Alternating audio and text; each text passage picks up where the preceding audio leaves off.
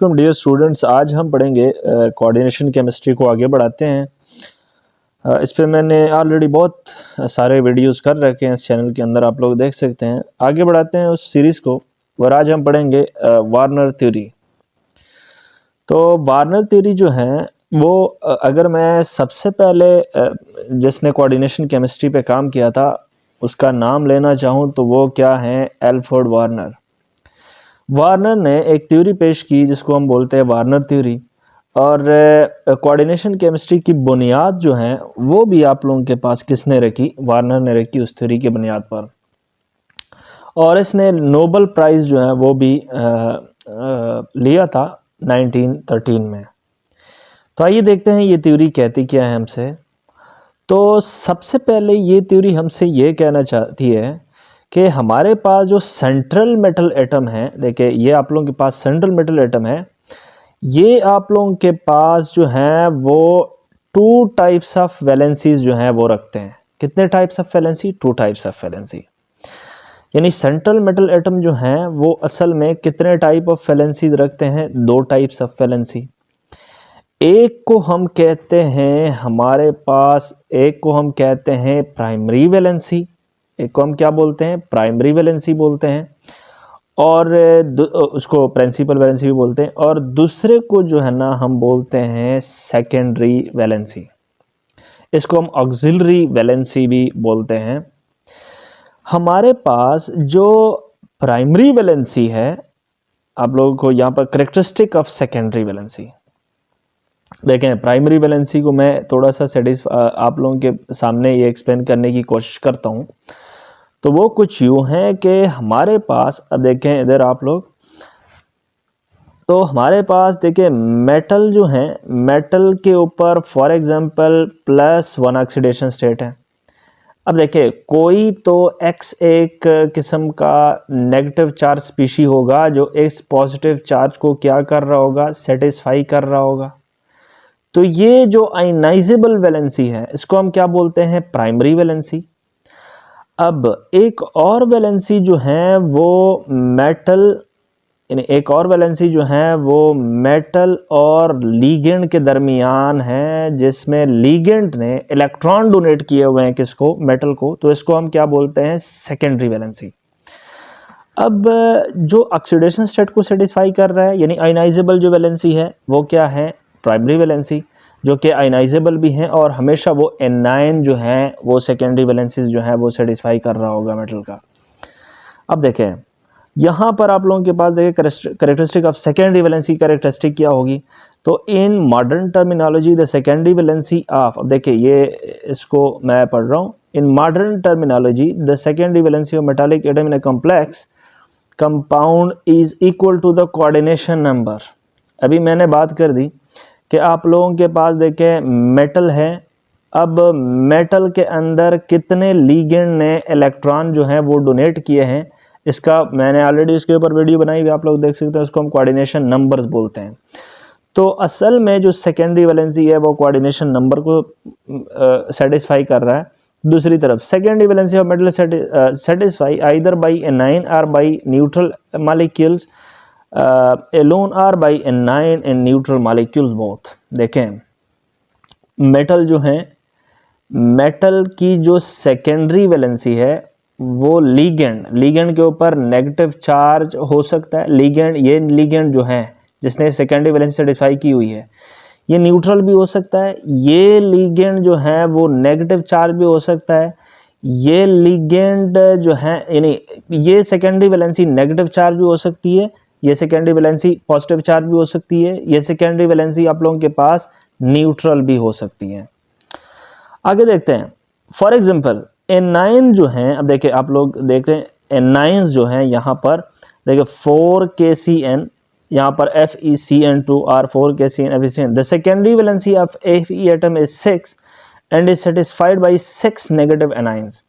देखिए यहाँ पर जो सेकेंडरी वैलेंसी है, यानी आयरन जो है उसको किसने इलेक्ट्रॉन डोनेट किए हुए हैं? देखिए आयरन है Fe, उसको किसने इलेक्ट्रॉन डोनेट किए हुए हैं? साइनाइड ने। किसने डोनेट किए हुए हैं? साइनाइड ने। और साइनाइड के ऊपर कौन सा चार्ज है? नेगेटिव चार्ज है। तो हमारे पास देखिए यहाँ पर जो सेकेंडरी वैलेंसी को सेटिस्फाई कर रहा है वो कौन है, साइनाइड है। न्यूट्रल, अब देखें यहाँ पर कोबाल्ट, जो इसकी एग्जांपल मैं आगे पढ़ने की कोशिश करूंगा आप लोगों को। देखिए यहाँ पर कोबाल्ट है, यहाँ पर NH3 है, और NH3 आप लोगों के पास क्या, कौन सा लिगेंड है, न्यूट्रल लिगेंड है।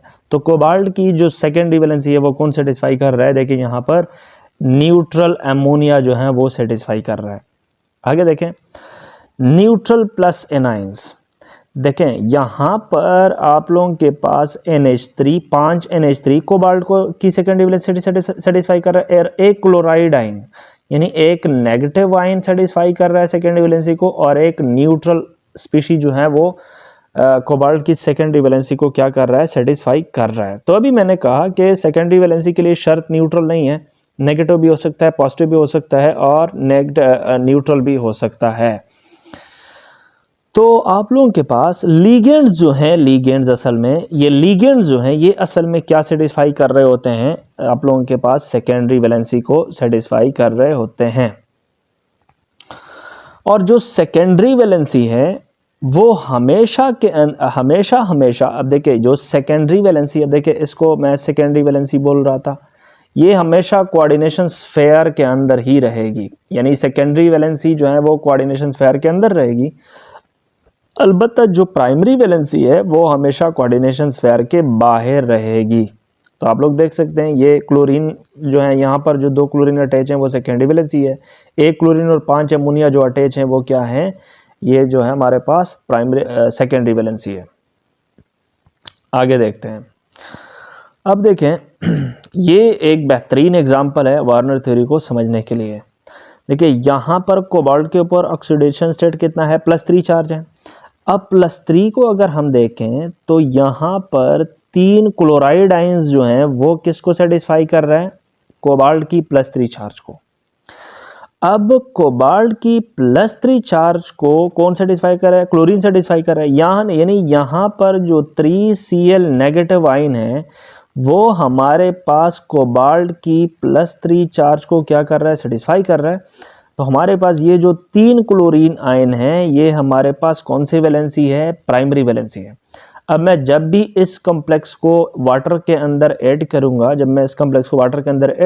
तो आप लोगों के पास जो 3 क्लोराइड आयन्स हैं ये हमारे पास डिसोसिएट हो जाएंगे, क्योंकि प्राइमरी वैलेंसी की खसूसियात ये है कि ये डिसोसिएबल है। दूसरी मैं एक चीज़ बता देता हूँ, जो ज्योमेट्री ऑफ कॉम्प्लेक्स है, यानी मैं लिख देता हूँ ज्योमेट्री जो कॉम्प्लेक्स की है, ज्योमेट्री ऑफ कॉम्प्लेक्स, उस पे प्राइमरी वैलेंसी का जो इम्पैक्ट है वो क्या है, 0 है। यानी प्राइमरी वैलेंसी का आप लोगों के पास ज्योमेट्री के साथ कोई ताल्लुक लेना देना नहीं है। जो ज्योमेट्री है कॉम्प्लेक्स की, यानी यहाँ पर जो टेट्राहेड्रल ज्योमेट्री आप लोगों को बनती हुई नजर आ रही है कोबाल्ट हेक्सामीन ट्राइक्लोराइड का, तो हमारा हेक्सामीन कोबाल्ट ट्राइक्लोराइड का कोबाल्ट की ऑक्सीडेशन स्टेट 3 है, उसकी ऑक्टाहेड्रल जो ज्योमेट्री है वो किसने बनाई हुई है, वो आप लोगों के पास अमोनिया ने बनाई हुई है। तो अमाइन जो है वो यहाँ पर किसका किरदार अदा कर रहा है, यानी 6 जो अमोनिया मॉलिक्यूल्स हैं वो क्या हैं, वो आप लोगों के पास सेकेंडरी वैलेंसी हैं, और 3 क्लोरीन जो है वो क्या है, प्राइमरी वैलेंसी है। फिर से रिपीट कर रहा हूँ, सेकेंडरी वैलेंसी की खसूसियात ये हैं कि हमेशा तौर पर कोऑर्डिनेशन स्फेयर के अंदर लिखी जाएगी। ये आप लोगों के पास कोऑर्डिनेशन नंबर को सेटिस्फाई कर रहा होगा सर्टेन मेटल एटम का, और ये हमेशा जो है ज्योमेट्री पे उसका इम्पैक्ट होगा। और ये डायरेक्शनल वैलेंसी है, यानी प्राइमरी सेकेंडरी वैलेंसी जो है वो क्या है, ये आप लोगों के पास डायरेक्शनल वैलेंसी है। यानी आप लोगों के पास नॉन डायरेक्शनल वैलेंसी क्या है, प्राइमरी वैलेंसी जो है, यानी क्लोरीन जो अटैच हैं ये कौन सी वैलेंसी के थ्रू अटैच हैं, ये नॉन डायरेक्शनल वैलेंसी के थ्रू अटैच हैं।